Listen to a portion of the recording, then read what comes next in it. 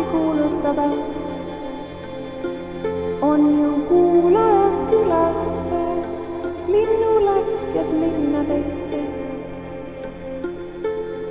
Viivad mu hääle Virusse, aavad hääle Harjusse. Viru naistel veeretada, Harju naistel arutada. Virus olid neiud, viksid neiud, Harjust neiud ja karad. Järva neiud